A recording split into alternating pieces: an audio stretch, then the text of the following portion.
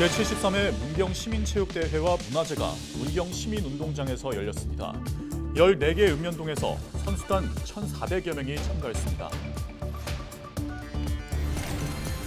지방을 떠나 수도권으로 향하는 청년들이 꾸준히 늘고 있습니다. 청년 유출을 막기 위해 지역의 대학생들이 아이디어를 제시하는 경연대회가 열렸습니다. 경북도 내 고령 운전자의 면허 반납이 늘고 있습니다. 지난달 기준 올해 65세 이상 운전자 3,353명이 면허를 자진 반납했습니다. 소방청 통계에 따르면 연중 10월에 산악사고가 가장 많은 것으로 나타났습니다. 소방브리핑에서 사고 유형과 예방법을 알려드립니다.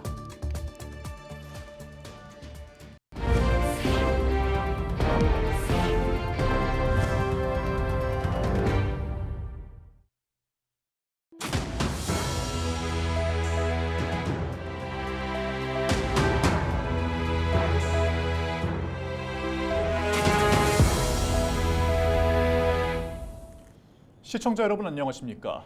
헬로티비 대구 경북 뉴스입니다. 문경 시민들의 화합의 장인 제73회 문경시민체육대회 및 문화제가 8일 문경시민운동장에서 열렸습니다. 14개 읍면동에서 선수단만 1,400여 명이 참가하며 열기가 뜨거웠는데요. 마치 올림픽을 방불케 한 시민들의 축제 현장에 서희동 기자가 다녀왔습니다. 각 지역을 대표하는 선수단들의 힘찬 입장 행렬이 이어집니다. 지역의 특색과 자랑거리를 표현한 다양한 소품들이 보는 재미를 선사합니다. 선수들의 표정에는 즐거움과 함께 경기를 앞둔 굳은 결의도 느껴집니다. 올해 문경 장사씨름대회 태백장사에 오른 홍승찬 선수와 육상 여자 3000m 장애물 달리기 한국 신기록을 세운 조하림 선수가 함께 성화를 점화하며 스포츠 정신을 더합니다. 올해로 73회째를 맞은 문경시민체육대회 및 문화제가 성황리에 열렸습니다.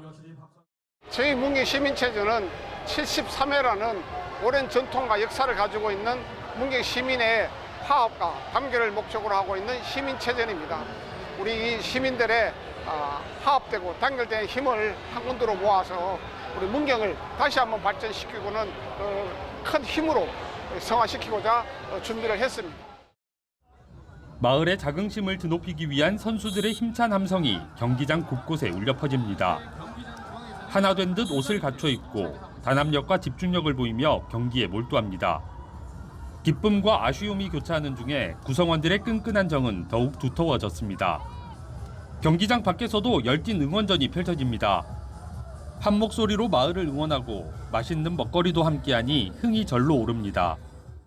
그동안 문경시가 폐강 이후에 새로운 문경의 발전을 위해서 노력해왔고 이제 그것을 다지고 2031 세계군인체육대 유치와 함께 문경의 새로운 미래를 여는 다짐을 하고 그런 행사가 될 것 같고 오늘을 기해서 문경이 다시 한 번 더 도약할 것 같습니다.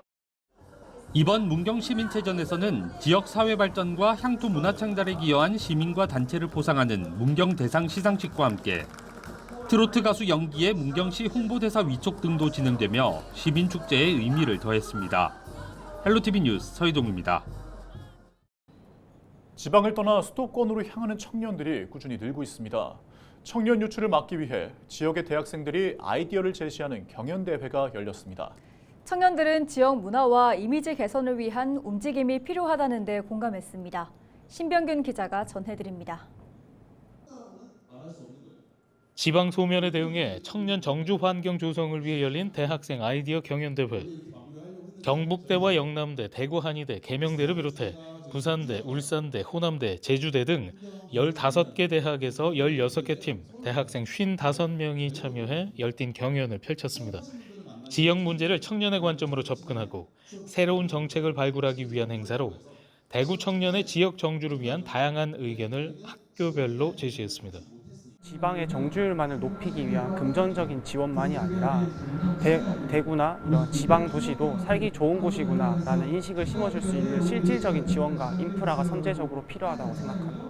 지역 소멸에 대한 문제를 대학생의 관점에서 풀어내어 저희가 제시한 아이디어나 정책이 실질적으로 반영되면 좋을 것 같다는 생각이 들어 참여하게 되었습니다. 참가팀들은 지난달 26일부터 28일까지 2박 3일간 대구에 머물면서 대구를 탐색하고 연구해 다양한 의견을 제시했습니다. 호남대는 대구시 문화소생 프로젝트를 주제로 지역 소멸 대응을 위한 전국 단위로 확산 가능한 청년 정책을 제시해 지방시대 위원장상을 수상했습니다. 계명대는 대구 속 대학생들의 정주를 위한 대구 이미지 제고 전략을 수립해 대구광역시장상을 받았습니다. 강연자로 나선 대통령직속 지방시대위원회 박상현 청년특별위원장은 청년들의 지역 정주율을 높이기 위해서는 청년 관련 정책에 청년들의 공감대 형성이 중요하다고 강조했습니다. 청년들이 이야기하는 것들이 다소 조금 급하거나 혁신적이더라도 그 내용들을 잘 다듬어서 실제 정책에 반영될 수 있도록 각 관련된 부처에 전달할 수 있도록 중간자로서 역할을 하도록 하겠습니다. 지난해 일자리와 교육, 주거 등의 이유로 수도권으로 떠난 대구 경북 청년 인구는 14,000여 명. 청년 유출을 막기 위해 청년들이 제시한 아이디어와 해결책이 청년들이 지역에 정착하고 지역 발전에 기여할 수 있는 다양한 기회로 이어질지 관심이 모아지고 있습니다. 헬로티비 뉴스 신병균입니다. 경북도 내 고령 운전자의 면허 반납이 늘고 있습니다. 경북경찰청은 지난달 기준 65세 이상 운전면허 소지자 32만여 명 가운데 3,353명이 운전면허를 자진 반납했다고 밝혔습니다. 이는 하루 평균 12명꼴로 도내 시군 중에서는 포항이 가장 많았고 경산, 경주, 구미 순으로 나타났습니다. 경찰은 반납률을 높이기 위해 지자체와 협업해 자진 반납 지원금을 늘리고 대체 교통수단 확보 등 안전한 교통환경 조성과 고령 운전자 교통사고 예방에 힘쓸 예정입니다. 가을철 자연을 즐기기 위해 산에 오르시는 분들 참 많죠. 그런데 소방 통계에 따르면 연중 10월에 산악사고가 가장 많다고 합니다. 사고 유형과 예방책에 대해 대구 동부소방서 이상훈 율하 119 구조대장이 소개합니다. 네, 자연적인 요인도 있지만 판단 미수, 준비와 정보, 경험과 안전 예지력 미흡 등 인위적인 요인이 대다수입니다. 소방청 통계에 의하면 최근 3년간 산악사고 현황 분석 결과 총 3만여 건으로 연평균 1만여 건이 발생했으며 사고 유형별은 조난, 실조, 추락, 개인질환, 탈진, 탈수 순으로 조난과 실족이 가장 많이 발생하고 있습니다. 또한 10월이 산악사고가 4천여 건으로 연중 가장 많이 발생합니다. 단풍철을 맞아 등산객이 증가하는 것이 그 원인으로 분석됩니다. 네, 첫 번째로 산에 오르기 전 기상 파악은 필수입니다. 가을은 날씨 변화가 심하고 일몰 시간이 빠르기 때문에 반드시 휴대전화를 지참하고 해가 지면 기온이 급격하게 저하되므로 추위에 대비할 옷이나 장비를 챙겨 저체온증에 대비해야 합니다. 둘째, 휴대전화와 예비 배터리는 꼭 챙겨주시길 바랍니다. 산행 중 사고가 발생한 경우 휴대전화는 생명줄입니다.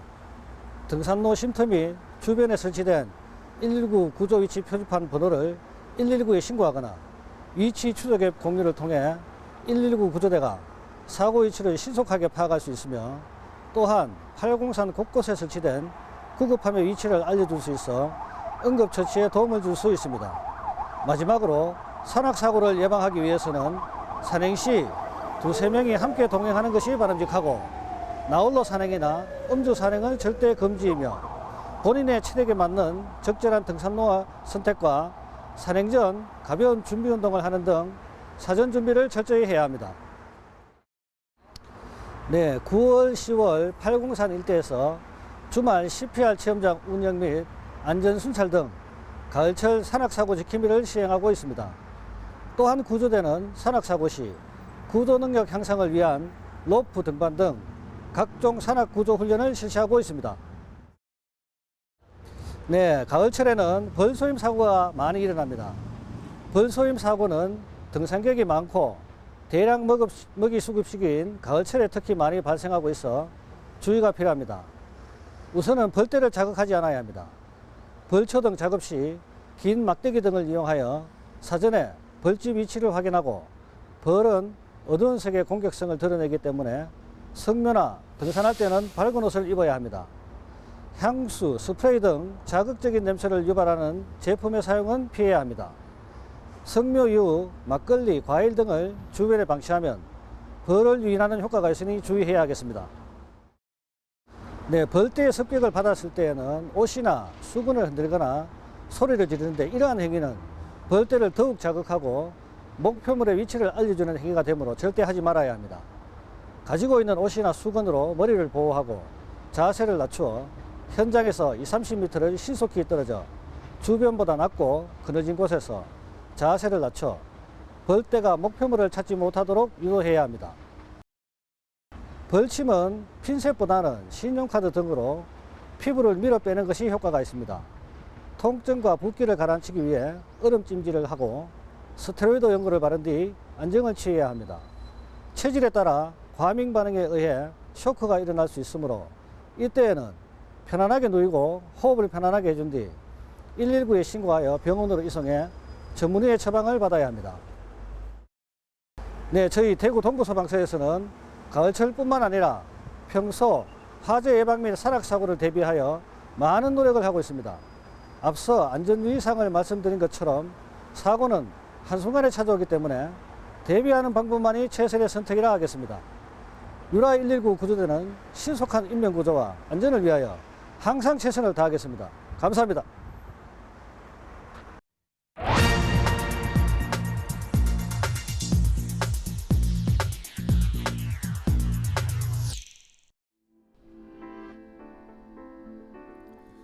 최근 이른바 응급실 뺑뺑이로 인한 환자 사망 사고가 잇따르고 있죠. 지난달 17일 부산에서는 받아줄 병원을 찾지 못한 30대 여성 환자가 4시간 만에 심정지로 숨지는 안타까운 일이 있었습니다.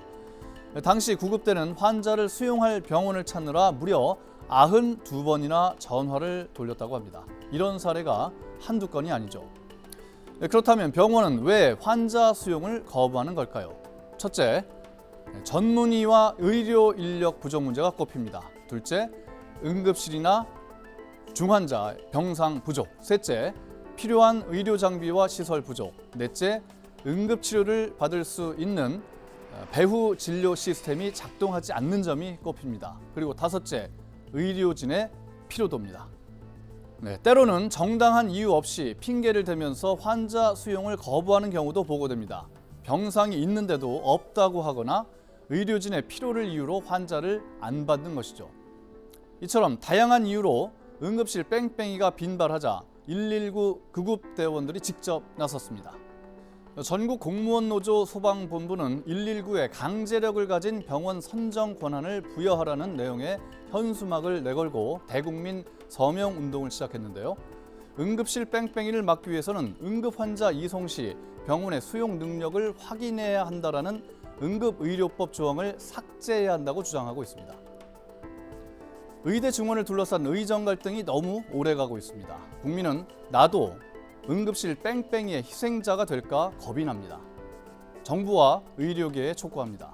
더 이상 희생자가 나오지 않도록 무릎을 맞대고 해결책을 찾아주기 바랍니다. 목숨보다 중요한 것이 무엇이겠습니까? 데스크의 눈이었습니다.